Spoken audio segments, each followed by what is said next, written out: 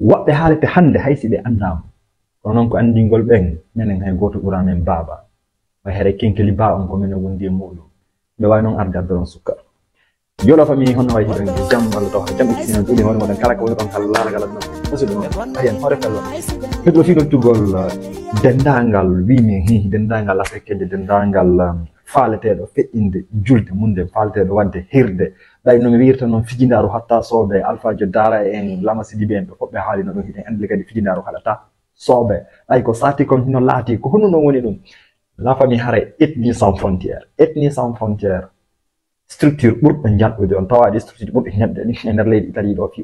organise gol événement ji eɓe nodditi jama on fo Brescia ɗum lewru arandu ɗo le 13 juillet ɗum ko sengo Brescia hare ko hombo no woni ton ko monsieur Sonjayla ko monsieur Jokku Hajuma ko monsieur Duwa Jabike ko hon milan haadude ɗon goy kahimo yiɗa kahimo aña ɗum woni hombo woni Ousmane Paykun ne hewde Italie pour la première fois arano makko on hare noon enen kadi Italie ko en hollo caytedi leɗe tiɗɗen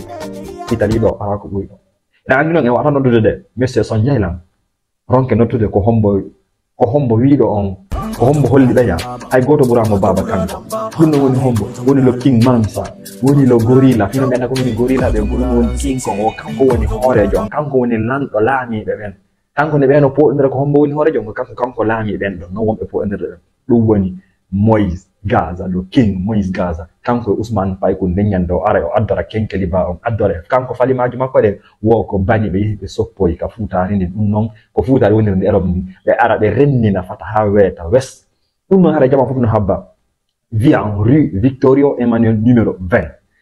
le 13 juillet wata goto turto sakko wona ko goɗɗo fillantomo ko honɗum feƴƴata nde ñande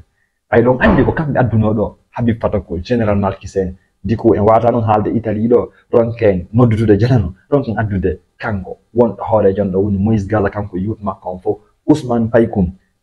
mawni awa noon en anda joni si tawi ɓay kanko inni o kadna fewni hande ɗo woɓɓe haalete haysi ɓe annama minen noon déjà ɓe haalde men minen min haala fi makko donc haray fof no habba nde ñalade ɗo wata goto tultu ethnie sans frontière vous donne rendez-vous le 13 juillet 2024 à Brescia rue Victor Emmanuel 20 naccana o numéro téléphone o fi kala falde noddude fi waɗgol prénotation fi waɗgol marangol hoore mum taba ma marangol hoore mum fi rentré mum haray min lan ton angoy kiɗa ton minen hay goto ɓura men baba ka ko Mr Kenkeli Ba non wo ko Duwa Jaabi woɓɓe haalete hannde haysi ɓe annama